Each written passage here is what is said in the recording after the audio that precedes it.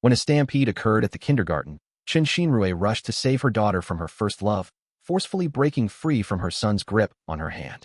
The last glimmer of light faded from the eyes of her son, who had always yearned for maternal love. After I desperately rescued my son, he looked at me calmly and said, "Dad, I'm willing to leave Mom with you. Let's go somewhere where she can never find us." My son's words stunned me for a moment, followed by overwhelming heartache. Before, my son liked Chen Xinrui the most, although she rarely appeared throughout the year and never showed a smile to my son. After learning that Chen Xinrui had never forgotten her first love, I once gently asked my son if he would be willing to leave with me. Every time I brought it up, my son would cry and say to me, "Daddy, Anin loves Daddy and Mommy. Can we stay together as a family forever?" For my son's sake, I've been holding back from getting divorced. Today, my son voluntarily suggested leaving with me, showing how deeply hurt he was by Chen Xinrui. Looking at the scar on my son's head, my heart ached terribly as I held him tightly in my arms and said with a trembling voice, "All right, Dad will take Anin away. No one will ever hurt Anin again. Since Chen Xinrui doesn't care for us, we'll let her go." My son spoke softly again. "Dad, tomorrow is Anin's birthday. Can I spend one last birthday with Mom before we leave?" I knew he still held on to a last glimmer of hope for his mother. Although Chen Xinrui wasn't close to our son, she would spend every birthday with him. She would always give him a limited edition Ultraman doll, never changing this tradition. Every year on this day, she would post a status update, a photo of the doll with a few words. "First year da. Second year da." It looked exactly like how a mother who deeply loves her son would earnestly record his time in this world. This is why my son has always held expectations for Chen Xinrui. I also comforted myself with the thought that she still loved us. But 3 months ago, Chen Xinrui's first love, Sima Yin, returned to China. Only then did I realize that what Chen Xinrui had been recording wasn't our son's birthday, but the date when Sima Yin left her. Even the Ultraman was because Sima Yin liked it. From beginning to end, my son and I never had any place in her heart. I opened my mouth several times, but still couldn't tell my son this cruel truth. Never mind. It's the last time. Let my son believe that his mother still loves him. Leaving the clinic, I ran right into Chen Xinrui face to face. The person who had let go of our son in that crucial moment was now carefully holding Kaiwei. Beside her was Sima Yin. Chen Xinrui was walking while softly saying something to Sima Yin. If Chen Xinrui wasn't my wife and my son's mother, I would have envied this family of 3. Sim. A Yin saw us first, and with a smug expression, he pretended to be surprised as he spoke. "Is that Huiting? It's been so long, I've missed you." I was truly impressed by Sima Yan's acting skills. Just 3 months ago, right after getting off the plane, he had rushed to find me to show off, telling me that Chen Xinrui had loved him all these years, advising me to be sensible and take the initiative to divorce Chen Xinrui. But now he's pretending as if he just saw me. Well, after all, he had been such a good actor since university. In college, I once considered him my best friend and let my guard down completely around him. When I fell in love at first sight with Chen Xinrui at the student union, I was troubled about how to confess to her. Sima Yin encouraged me to write love letters and volunteered to deliver them for me. I had no suspicions. The letters were sent one after another, but there was never any response. Before I could feel disappointed, she had already become Sima Yan's girlfriend. But Sima Yin had barely met her a few times, and everything he knew about her came from my descriptions.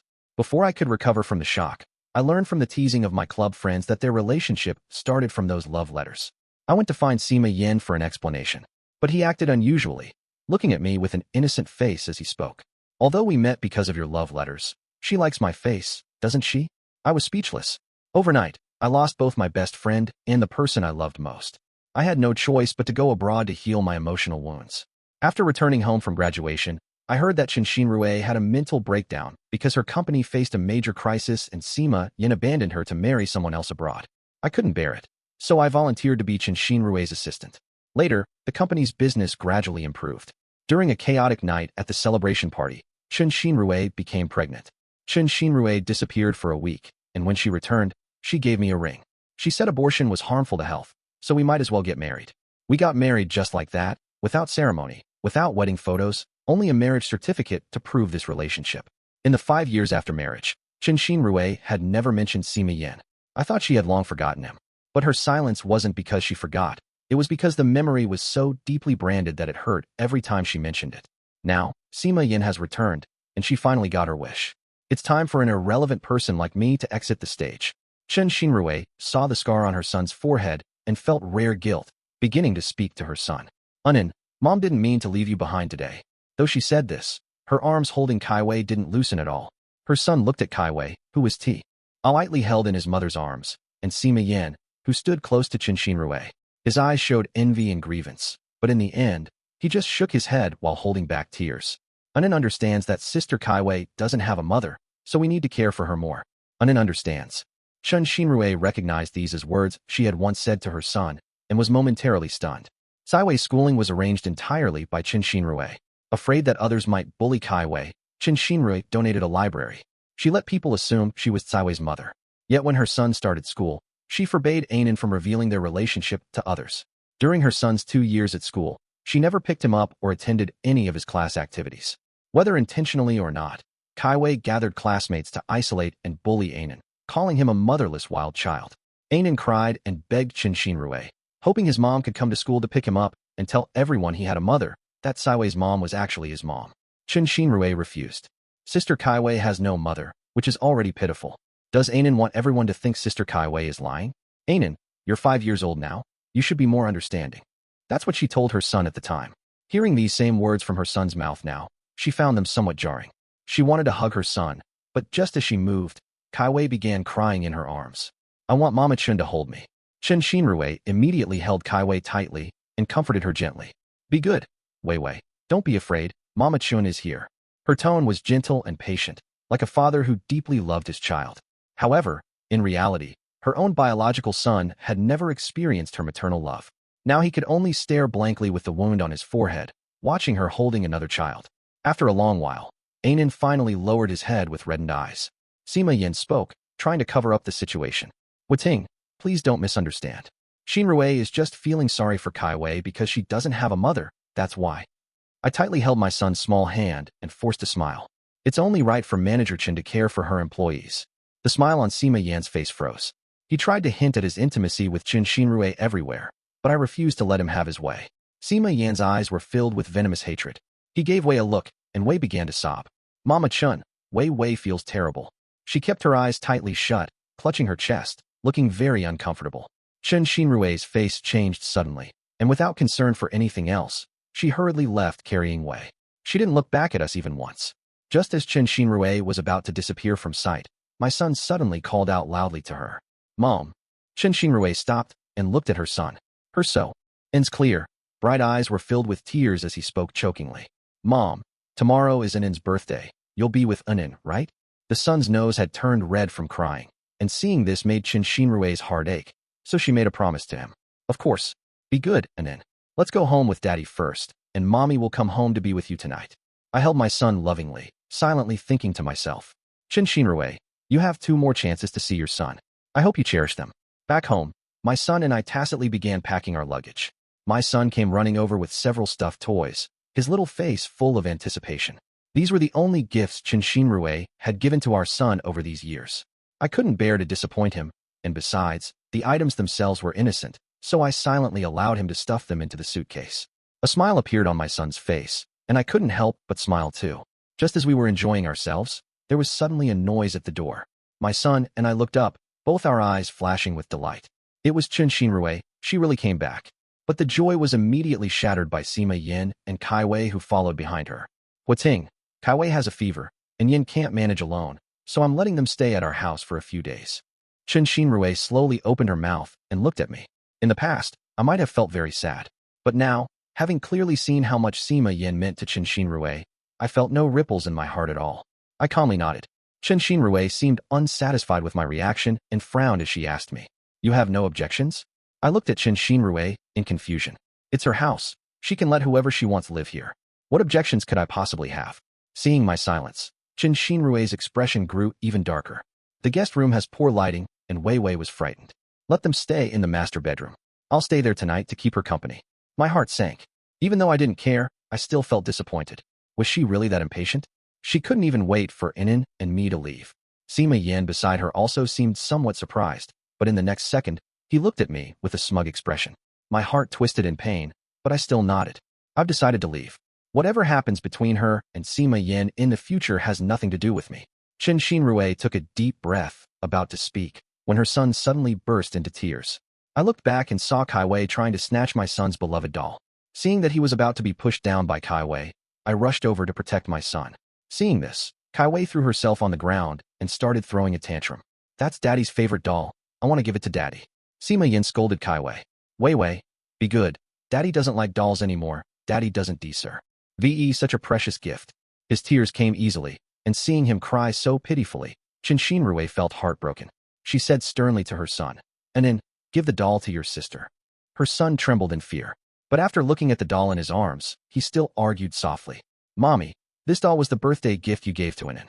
Can Anin keep it and not give it to sister?" Chen Xinrui's expression froze. From her expression, it was clear she didn't remember that doll at all. She probably never expected that a casually given gift would be so treasured by her son. Sima Yin spoke with understanding. "Xinrui, don't pressure Anin. It's natural for a child to be reluctant to part with such a precious doll." Chen Xinrui snapped back to reality and spoke to her son with a firmer tone. "Anin, since when did you become so stingy? Give the doll to your sister."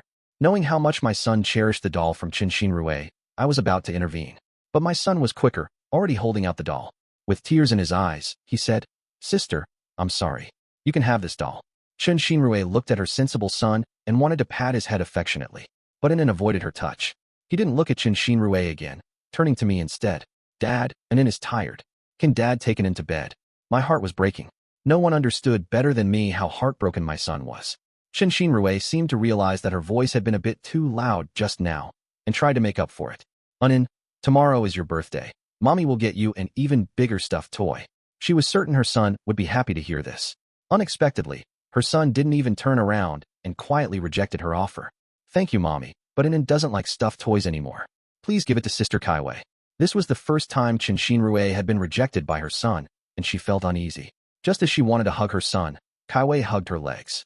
When she looked up again, Huating had already taken their son into the guest room. At that time, she didn't know that this would be her last chance to hug her son, and she had missed it. The next day, I took our son to the kindergarten to process his withdrawal. At the entrance, we happened to run into Chen Xinrui and Sima Yin, who were holding Cai Wei's hand. Chen Xinrui frowned and spoke in a low voice. "Why didn't you wait for me?" I gave a cold laugh inside. She probably doesn't remember. Before, when I wasn't feeling well, I asked her to help take Anin to school. She accused me of scheming to make our relationship public. Since then, I never hoped she would take Anin to school again. Sima Yin carried himself like the man of the house. "Yes, Huating, why are you taking Anin to school by yourself? Xinrui specially drove Kai Wei to school today. We could have gone together." His words were full of SMU-ness. Unfortunately, neither my son nor I will be heartbroken over Chen Xinrui anymore. I was about to leave with my son. The principal suddenly came out, being extremely flattering to Chen Xinrui. "Oh my, Miss Chen, you're so busy yet you personally brought little Kai Wei to school. Kai Wei is so fortunate to have such a responsible mother." After saying this, she turned to praise Sima Yin. "This must be your husband? He's so handsome. You two make such a perfect couple." She was so busy trying to flatter that she didn't notice the different expressions on everyone's faces. Chen Xinrui looked anxiously at her son and me, but didn't correct it. Only Kai Wei nodded happily in agreement. The son pouted and hid behind me dejectedly.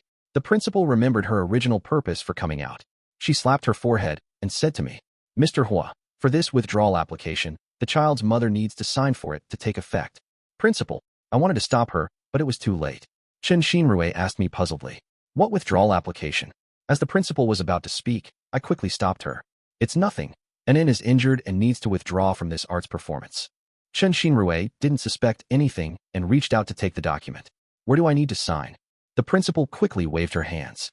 "Ms. Chen, that's wrong. Only the child's mother can sign." Chen Xinrui suddenly became furious and said to the principal, "I am Anin's mother. Do you have a problem with that?" Huh. The principal was stunned by this bombshell news. I don't know what got into Chen Xinrui to suddenly acknowledge her relationship with us. Is this some kind of charity? But my son and I don't need it anymore. I snatched the documents from Chen Xinrui's hands and said to the principal, "I'm sorry, Miss Chen was just joking. She is Cai Wei's mother, but my child doesn't have a mother." Chen Xinrui was furious but had no way to refute. She could only hold her son's hand and say to him, "Anin, don't worry, Mommy will sign for you." But the son shook his head. "Auntie Chen, you're not Anin's mother. Anin doesn't have a mother." Those words left Chen Xinrui frozen in place. My son pulled his hand away from Chen Xinrui's grip and left with me. But Chen Xinrui's voice came from behind. "Huating, is this how you taught Anin? Since I'm not Anin's mother, I suppose I don't need to show up at tonight's birthday party either?" I never expected Chen Xinrui would use this to threaten me. As anger rose in my heart, and I was about to argue with her, my son held me back. "Auntie Chen, if you're busy, Please go ahead with your business. Shocked, I looked down to see my son's eyes red, but he was biting his lip without making a sound. My tears instantly fell as I bent down to hug my son and walked away quickly. Chen Xinrui, ain't give you another chance to hurt in. That evening, I prepared a large feast like previous years and ordered a big cake for my son. My son and I sat quietly at the table waiting for Chen Xinrui. But deep down, neither of us held any hope. The waiting was just to let ourselves completely give up. Time ticked by minute, and soon the hour hand pointed to 11:50. I received a message on my phone from Sima Yan. Don't wait anymore. Xinrui is already asleep. Attached was a photo of Chen Xinrui sleeping sweetly while embracing Kaiwei and Sima Yan. They looked so warm and cozy, just like a real family of three. I put down my phone, lit the candle, and said to my son, Anan, make a wish. Instead of showing disappointment or sadness, my son obediently said to me, Dad, Anan gives this wish to you. Looking at my son's adorable face, my heart melted. In the end, I didn't make a wish. The person I love most is already by my side. I don't need any wishes. Before deleting Chen Xinrui's contact information, I asked my son if he wanted to say goodbye to his mom one last time. My son thought for a moment and shook his head. I looked at my son with relief and threw the SIM card into the trash without hesitation, then left this home of 7 years with my son. Chen Xinrui, from now on, will never meet again. At Sima Yan's house, when the clock struck 12, Chen Xinrui suddenly woke up. The first thing she did was check her watch, only to realize her son's birthday had passed. She felt a hint of regret. She didn't mean to break her promise. She even left work early today and had prepared her son's birthday gift. But when it was time to go home, she remembered how Huating and her son had denied their relationship with her at the kindergarten this morning, and she was still upset, especially with Huating, who knew she was angry but hadn't sent any message to comfort her today. In their 5 years of marriage, this had never happened before. She decided to make him understand his place, so she deliberately delayed going home. Just then, Sima Yan came over and asked if he could cook a meal to thank her for her help these past few days. She agreed. She thought it wouldn't count as breaking her promise if she got home by midnight. Let the father and son worry for a while. Soon enough, Huating would call her, apologize, and ask her to come home. That's how it had always been. Because he loved her, she thought with some smugness. But she miscalculated. Even after they finished the dessert after dinner, she still hadn't received Huating's call. She felt irritated. Just then, Sima Yan brought a bottle of wine, and she had a few glasses. She didn't expect to fall asleep. What's more unexpected was that Huating hadn't contacted her at all during this time. It was as if he had disappeared. This was too unusual. Her first reaction was to quickly call Huating. However, the phone indicated that Huating's phone was powered off. She wasn't willing to give up and called again. Still powered off. Feeling anxious, she turned to sending him a message. Why is your phone turned off? After sending it, she saw a red exclamation mark. Huating had deleted her. She sprang to her feet, her face darkening. The uneasiness in her heart grew wild like weeds. But just for a moment, she convinced herself again. It's okay. Their son had always been sensible and liked her very much. As long as she went back and coaxed him, their son would forgive her. And so would Huating.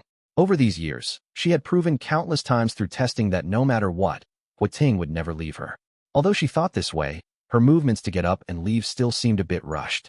When she opened the door, she was blocked by Sima Yan, who was coming in.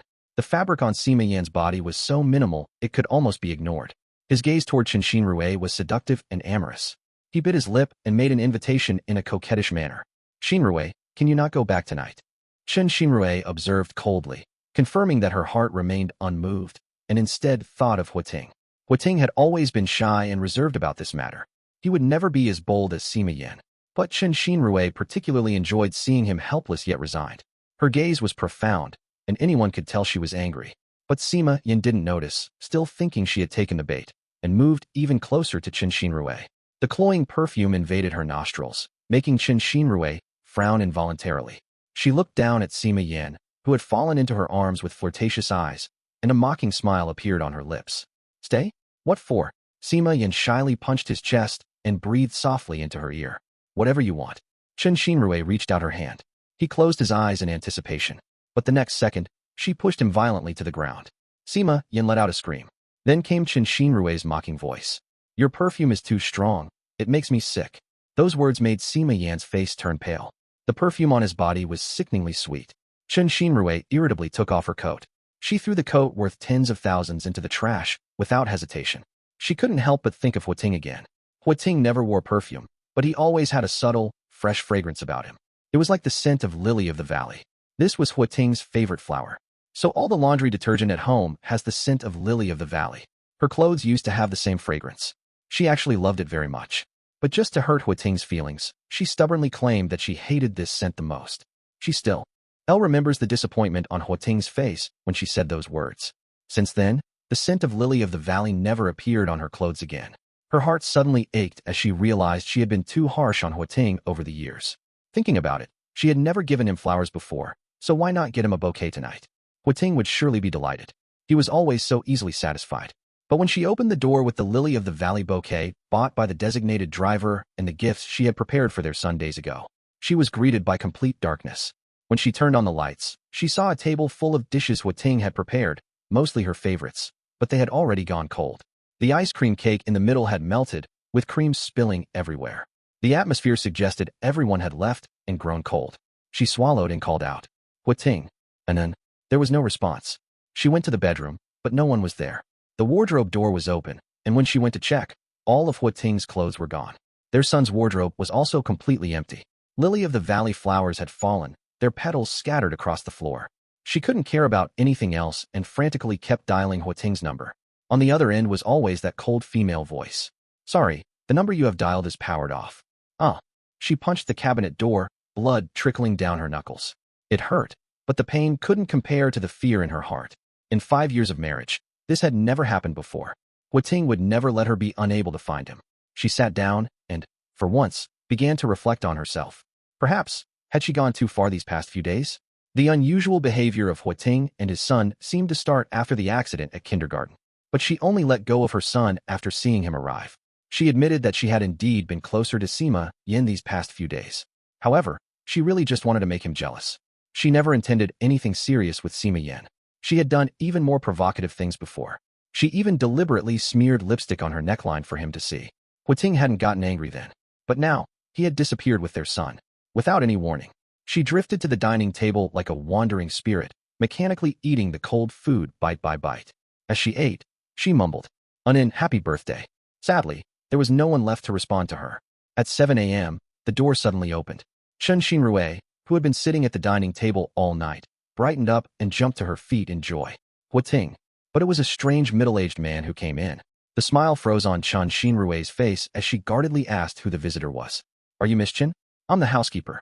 Arranged by Mr. Hua. He said he's going on a long trip and asked me to help with the housework." Chen Xinrui asked anxiously. "Did he say where he was going?" The housekeeper smiled. "How would I know?" "Oh yes, miss. Mr. Hua gave me this ring yesterday, asking me to handle it. It looks quite valuable, and I dare not keep it." Chen Xinrui's heart skipped a beat when she saw the ring. This was the wedding ring she had given to Huating. Huating had treasured this ring like a precious jewel and never wanted to take it off. But now, he had left this ring behind. Chen Xinrui was terrified to the extreme. She suddenly realized that she too had been abandoned by Huating. This thought alone was enough to make her double over in pain. Suddenly, she remembered what the principal had said yesterday, and like grabbing onto a lifeline, she picked up her phone to call the principal. Once the call connected, she went straight to the point. What was the reason for Chun Yinin's withdrawal from school? Her tone was stern, and the kindergarten principal didn't dare to delay. "Mr. Hua said the child's mother is in China, and he wants to take the child there for a reunion." Chen Xinrui was at a loss for words. If he had picked up an even once during these years, this lie would have fallen apart on its own. She regretted it, but that wasn't the point right now. After hanging up the phone, she immediately booked the earliest flight to China. She was going to bring Huating and their son back. In this lifetime, she never wanted to be separated from them again. Meanwhile, in China, my son and I were immersed in the joy of our new life. Over these years, although Chen Xinrui didn't give love to me and our son, she didn't shortchange us financially. I invested most of the money in financial management, relying on my good investment insight. It has multiplied several times over these years. Enough for my son and me to live a high-quality life forever. With looks, money, and leisure time, and an obedient child who repays kindness, yet without a wife. No longer needing to stay at home, waiting for someone who rarely returns. No longer needing to meticulously prepare 3 meals every day. No need to carefully guess another person's thoughts. No need to endure her cold violence, or care about who she really loves. At home, I can do whatever I want. Is there any life happier than this? My son really loves our new house. Dad, this is a prince's house. He excitedly pulled me onto the bed I had specially prepared for him and bounced up and down. Before at home, such behavior was strictly forbidden. She didn't come home often, but every time she did, she was keen on setting rules for us. Like no talking while eating or sleeping, and no loud noises at home. Even walking had to be done on tiptoe. At the slightest displeasure, she would look at you with that utterly disappointed gaze, making you feel so ashamed that you could only apologize and eventually do things her way. Now, in our own home, we no longer need to follow these bullshit rules. We can do whatever we want. After jumping for a while, my son came over to me again and said, "Dad, can we have fried chicken for lunch today?" He looked at me with his bright, clear eyes. I smiled and gently pinched his little nose. Of course, my son happily made a yeah gesture. Then he cautiously asked me, "Dad, can we live this happily every day in the future?" My eyes stung with tears. I regretted not getting divorced earlier. My son should have been growing up brightly nurtured by love. But because of a woman who didn't love us, he had to experience insecurity at such a young age, becoming sensitive and cautious. I held my son tightly and solemnly promised him, "Of course, Dad promises you that you can live this happily for the rest of your life." My son nodded in my arms. Suddenly, the doorbell rang. I thought it was the food delivery. I happily opened the door. How come it's so fast? When I saw who was standing at the door, my smile froze on my face. Chun Shinrui stood wearily at the doorway, looking travel-worn as if she hadn't slept all night. In her hands, she held a huge Ultraman doll and a cake. When my son noticed I hadn't gone inside, he curiously walked to the door and was also surprised to see Chun Shinrui. Chun Shinrui, however, smiled at us as if nothing was wrong. "Anin, Mom's here to celebrate your birthday." Anin looked at her, then at me, before glancing away and saying to Chun Shinrui, "Mom, Anin's birthday has already passed, and Anin doesn't like Ultraman either." Chun Shinrui's expression stiffened, but she quickly adapted and tossed the doll aside. "Then does Anin like cake? Tell Mom later what you like. Mom will definitely get it for you." I pulled my son behind me, interrupting Chun Shinrui's impromptu performance. "Chun Shinrui, stop pretending. Save your loving mother act for Kaiwei." Chun Shinrui's eyes lit up when she heard my words, and she spoke with certainty. "I knew you were just being jealous. Stop it. Huating, come back with me obediently, and I promise I'll never see Sima Yin again." On her way here, she had already decided to live a good life with Huating from now on. Sima Yin would naturally no longer be of any use. Looking at Chun Shinrui's confident, I knew it expression, I couldn't help but want to raise my hand. How had I never noticed before how unbearable she was? I didn't want to waste words with her and got straight to the point. "Chun Shinrui, I've already signed the divorce papers. The lawyer will contact you in a few days. I don't want your company shares. I only want the assets and properties under my name and custody of our son. Once you sign, my son and I will never appear before you again." I spoke to Chun Shinrui in a businesslike manner. The smile suddenly disappeared from Chun Shinrui's face, and she stared at me intently, trying to find any trace of joking in my expression. Unfortunately, she was disappointed. "I am serious." Looking at my eyes, Chun Shinrui suddenly felt scared, because there was no longer any love in my eyes. She pressed her lips together, forcing a smile as she said to me, "Huating, I don't agree to divorce. I haven't done anything to wrong you. I won't divorce." I looked at Chun Shinrui in disbelief, wondering just how thick-skinned she could be to say such things. I raised my voice to question her. "Chun Shinrui, you haven't done anything to wrong me? 5 years ago, it was clearly you who had sex while drunk, yet you acted like a victim and pushed all responsibility onto me. When you got pregnant, you went to find Si Mayan, reminiscing about your first love, and casually gave me a ring before making me marry you. In 5 years of marriage, you often gave me the cold shoulder. When our son was born, you didn't even look at him once. Have you ever held him more than 10 times since he's grown up? Have you ever counted? You forbid your son from calling you mom at school, yet silently allow others to mistake you as Tsaiwei's mother. When there was an accident at your son's school, you abandoned him to save Kaiwei. And about this Ultraman, was it really meant for your son, or was it actually for Sima Yin under the pretext of your son's birthday? In all these instances, how can you justify any of your actions to me and your son? But you were the one who deceived me first." My accusations didn't make Chun Shinrui feel ashamed. Instead, they made her angry with embarrassment. I was stunned by her shouting and instinctively asked her, "When did I ever deceive you?" Chun Shinrui became even more angry when she saw I wouldn't admit it. She said she had fallen in love with me at first sight during the student council interview. Originally, she had only gone to join in with others, to be part of the crowd. But after seeing how confident and bright I was during the interview, she was immediately moved by me. She, who usually disliked crowds, endured the annoyance of playing house in the student council just to spend more time with me. After receiving my love letter, she thought our feelings were mutual, but Sima Yin told her that I didn't like her at all. The letter was written by me on his behalf. My interactions with her were also at his request, helping him gather information. Chun Shinrui had never been manipulated like this before, and in her anger, she agreed to be with Sima Yin. She originally planned to see my reaction when we met. But when I saw her, I shamefully hid away. Later, I even left the country without a word. This further confirmed her belief that I had been toying with her. She and Sima Yin ended up dating for 2 years in this confused state. There wasn't much genuine feeling between them. So when her company ran into trouble after graduation, Sima Yin dumped her without hesitation. She wasn't sad, but that's when I happened to reappear and acted as if I had deep feelings for her. She was convinced I was acting again, so she quietly watched to see how long I could keep up the act this time. She watched as I became overwhelmed dealing with her company's issues, drinking one glass after another at the negotiation table. Watching me busy taking care of her, yet I still smile at her like a little son. The more brightly I smiled, the more intense Qin Xinrui's hatred for me grew, because she discovered that she could still be easily affected by me. Drunken intimacy was just an excuse. She just wanted to keep me by her side. Afterward, she pretended to be regretful and reluctant. I fell for it indeed, hastily explaining that it was okay. Qin Xinrui gritted her teeth. Fortunately, heaven helped, and she became pregnant. She deliberately disappeared for a week, then reappeared and casually brought up marriage, intentionally not holding a ceremony. Unexpectedly, I accepted everything completely. After marriage, she deliberately acted cold towards me, and even when our son was born, she pretended not to care.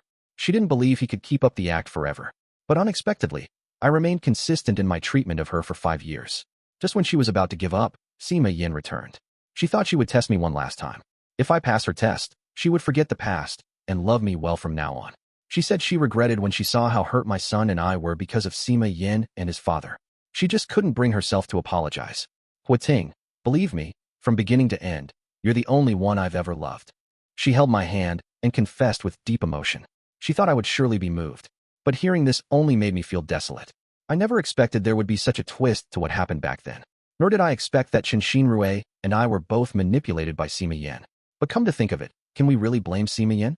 If only we had been more honest with each other back then. If only Qin Xinrui had trusted me more over these years. We wouldn't have wasted so many years. I suddenly felt exhausted, as if all strength had been drained from my body.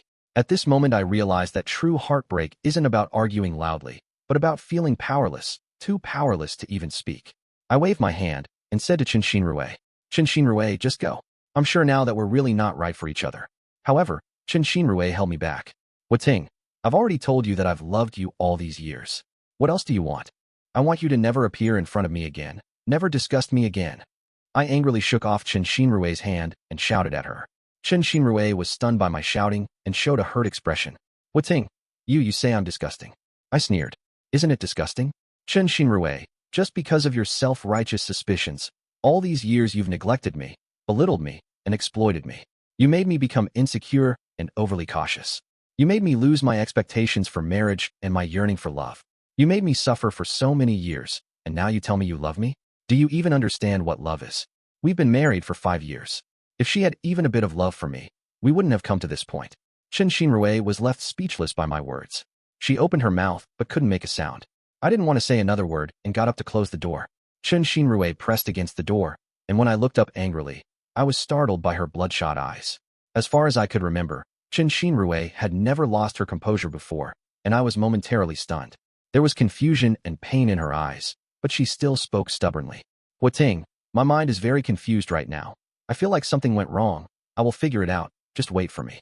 I won't divorce. I absolutely won't divorce. Wait for me. Wait until I figure things out. Then I'll come back for you and Anin. Without waiting for my response, she staggered away. A hint of mockery flashed in my eyes. It was ironic that even at this point, Qin Xinrui was still so confident. What made her think that just by saying something went wrong, I would turn back? My son watched Qin Xinrui's retreating figure and mumbled, Dad, Mom said to wait for her. Do you believe her, Anin? My son shook his head. I smiled. I didn't believe her either.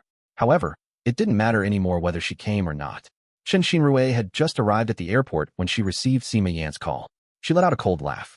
Perfect. She was just looking for him, and he delivered himself right to her. When Sima Yan saw Qin Xinrui, his eyes revealed a hint of unease and delight. That night, the way she looked at him was too frightening.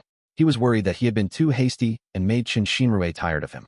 So today he was even more careful. She said she didn't like his cologne, so he didn't wear any today. Xinrui, you must be hungry after your business trip. I made your favorite dishes. He tried to reach for Qin Xinrui's hand, but she dodged it. Qin Xinrui threw the things in her hand right at his face and asked him, Do you have anything to say? Sima Yin was stunned by the impact, and when he saw the envelope on the ground clearly, his face turned pale. These were the letters Huating had written to Chen Xinrui years ago. He hadn't expected Chen Xinrui would still keep them. He smiled and pretended to be shy as he spoke. Xinrui, I'm so touched that you've kept all these letters. Chen Xinrui couldn't believe how thick-skinned he was, and she almost admired his composure. She spoke coldly. I'll give you one last chance to tell the truth. Sima Yin knew he couldn't hide it anymore, so he simply admitted it. Yes, I deceived both you and Huating back then, but he was always praising you to me, which made me fall for you. Besides, even though he wrote the letters, you fell for my face, didn't you? After I came back, you were so good to me because you loved me, right? Sima Yan's words felt like a knife twisting in Chen Xinrui's heart. All these years, she had misunderstood him. No wonder he had been so disappointed. All these years, they should have been in love with each other. It was all because of this man. If it weren't for him, they wouldn't have spent so many years in confusion, loving each other without knowing it. Chen Xinrui glared at Sima Yin fiercely. You? How dare you? If it weren't for Huating, do you think I would even look at you twice? Being nice to you was just to make Huating jealous. Otherwise, do you think I would really forgive someone who abandoned me? Especially someone who's second-hand goods. Chen Xinrui's words were merciless, and Sima Yan's face instantly turned bright red. He looked at Chen Xinrui in disbelief. Chen Xinrui suddenly grabbed his throat. You'd better not say another word, because you don't know how much I want to strangle you right now. The hostility in her voice made Sima Yan obediently shut his mouth. Kai Wei, who was inside the house, heard the commotion and ran out, crying as she hugged Chen Xinrui's leg when she saw the scene. Mommy Chun, please don't hurt Daddy. At this moment, Chen Xinrui deeply hated both father and son, but she wouldn't do anything illegal. Someone else would deal with this lying deceiver. Chen Xinrui clapped her hands, and a limping woman walked in from outside. Sima Yin screamed in terror as soon as he saw this woman. You bastard, I finally found you. Mom, please don't hurt Dad. Chen Xinrui stepped out of the room, kindly closing the door behind her to shut out the commotion inside. Even before Sima Yin returned to the country, she had people investigate him.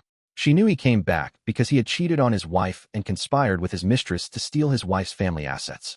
Later, abandoned by his mistress, he lost both money and love, and sneaked back to the country in disgrace. His wife had been looking for him all this time. Chen Xinrui just lent a helping hand. After dealing with Sima Yan's matter, Chen Xinrui rushed to China without delay. She wanted to tell Huating that she knew she was wrong. She would spend the rest of her life making it up to him and their son. Just as she was about to head to the airport, she suddenly received a call from her assistant. A critical project at the company had encountered issues that required Chen Xinrui's personal attention. She had no choice but to turn back to the company. By the time everything was resolved, it was already evening the next day. She hadn't slept for almost 2 days and nights, and still asked her assistant to book tickets for her. The assistant suggested she rest for a night and leave the next day. But she couldn't wait. Unable to persuade her, the assistant had no choice but to make the arrangements. On the way to the airport, while she was resting with her eyes closed, the car suddenly received a violent impact. She abruptly opened her eyes, and just as she sat up straight, another hard hit came. Chen Xinrui suddenly realized this was intentional. Before she could be surprised, the car crashed into the guardrail, and she lost consciousness immediately. Before passing out, her last thought was that she would disappoint Huating and their son again. After Chen Xinrui came, I was considering whether to move. Before I could think it through, I received a call from Chen Xinrui's lawyer. After hearing what the lawyer said, I froze on the spot. The lawyer called to inform me about Chen Xinrui's death and matters regarding inheritance. It turned out that day, Sima Yin, in order to save his life, persuaded his vengeful wife to kidnap Chen Xinrui for ransom money. His wife, who had been deceived by him into bankruptcy and heavy debt, had already become desperate with nothing to lose. She was immediately tempted by Sima Yan's suggestion. They demanded 100 million from Chen Xinrui. Chen Xinrui agreed. But they didn't expect Chen Xinrui's phone had an automatic alarm system. The police arrived quickly. With nowhere to escape, Sima Yan's wife killed both Sima Yan and Chen Xinrui, then committed suicide. Since I hadn't divorced Chen Xinrui, I naturally became the first in line to inherit her estate. Suddenly, I became a billionaire and the CEO of a listed company. Sitting in Chen Xinrui